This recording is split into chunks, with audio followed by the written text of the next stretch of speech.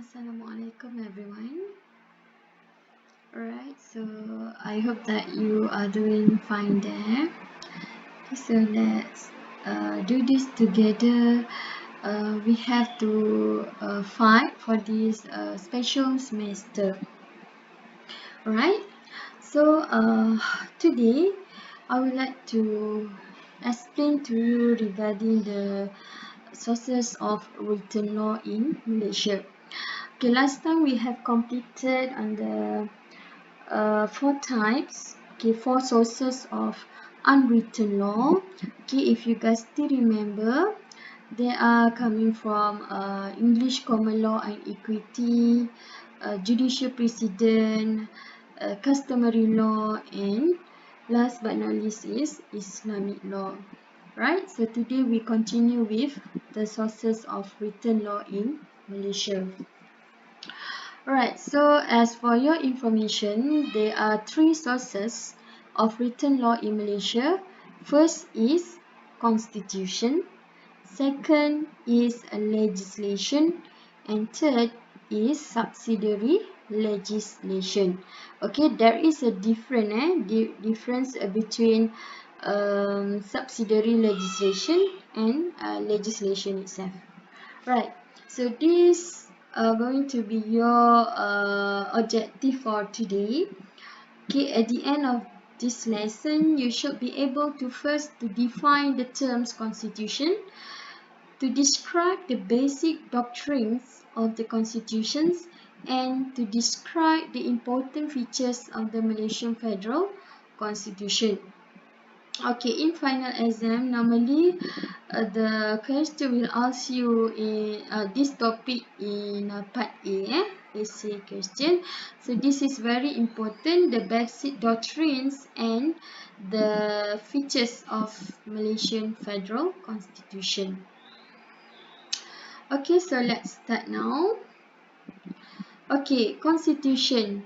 According to Phillips and Jackson, constitutions means the system of law, custom and conventions which define the composition and powers of organs of state and regulate the relations of various organs of the state and regulate the relations of the various organs to one another and to the private citizens. Okay. I believe that everyone's here have seen the actual federal constitutions. You guys pernah tengok federal constitution, right? Yes, the physical of federal constitution. So normally, what are the important points?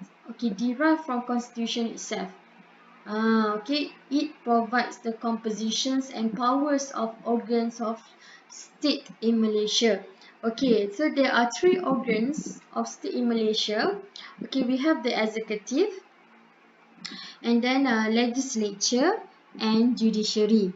Okay, so this constitution will lay down the powers of these three types of governments. Okay, these three organs. Okay, next. We continue with the doctrines. Okay, the basic doctrines of constitution. Okay, first doctrine is the supremacy of constitution. It is means as a keulungan perlembagaan. Okay, everyone's pernah dengar, right? So, federal constitution is a supreme law of the land.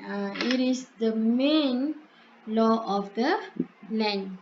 Okay, meaning to say that any law made that is contrary to the federal constitutions of Malaysia, the law will be declared as void. Okay, so kalau you nak buat any legislation, you nak buat any act, it must be according to federal constitution. If it is against the federal constitutions, then the law itself will be declared as void. Okay, so the word supreme itself literally means having the highest positions of power. Okay, so this is mean by supremacy of constitutions. Okay, basically, supremacy of constitution is derived from Article 4 of the Federal Constitution, okay, which states that okay, Federal Constitution is the highest law of the land. Okay, and the second doctrine is rule of law, means kedaulatan undang-undang in bahasa. Okay, according to A.V. Dicey, he states that the rule of law is a principle that states that no one is above the law. People are ruled by law and by law alone. Okay, so against, okay, if we apply a rule of law in Malaysia, meaning that law will be the highest law uh, in Malaysia. Okay, so federal constitution also, okay, referring to the rule of law. Okay, so please take notes. I'm going to explain to you the three aspects of rule of law. So this is important. You must remember the three aspects of rule of law. First is no man is punishable unless for a distinct breach of law. Okay, no man is punishable unless for a distinct breach of law. Mean to say that if a person breach the law, if he goes against the law, then he can be punished. However, he can only be punished only when he is found guilty. Okay, so there must be a trial, there must be hearing, okay, before the ordinary court. Okay, so that is the number one. Okay, second, no man is above the law. Okay, no man is above the law means that everyone is equal. Okay, according to the law. So every man, woman, okay, whatever of his or her rank, rights from prime minister, for example, okay, to the tax collector, they are subjected to law. Even prime minister also must obey the law. Okay, there is no exception to him. Okay, and the third aspect is each man's individual rights are best protected. Okay, so each man's individual rights are best protected, meaning that under rule of law, it also guarantee the fundamental liberties of the citizens. Okay, and to prevent arbitrariness and wide discretionary power of the government. Okay, so what are the fundamental liberties? Fundamental liberties is referring to the rights given, okay, to every a citizen in Malaysia. For example, rights to religion, okay, freedom of equality, right? Okay, and the third doctrine, okay, of federal constitution is the doctrine of separation of power. Okay, doctrine pengasingan kuasa. Okay, so as I mentioned just now, there are three powers, there are three organs of the governments in Malaysia.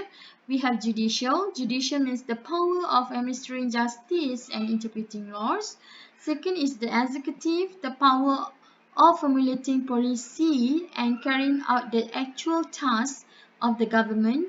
And legislative, the power of making, altering and repealing laws by the appropriate organs of the state.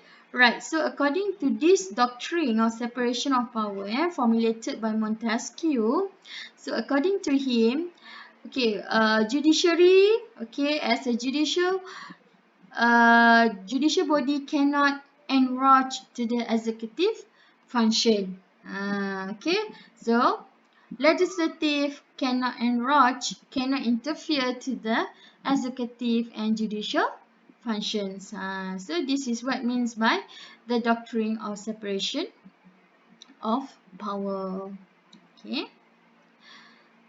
Okay, however, the question is whether Malaysia, okay, strictly apply the doctrine of separation of power. Okay, so nanti you boleh try lah, okay, whether there is any interference by the executive to the judiciary body, by the legislature, okay, to the judiciary body, okay. Okay, so I stop now, then we continue with the next video. Thank you.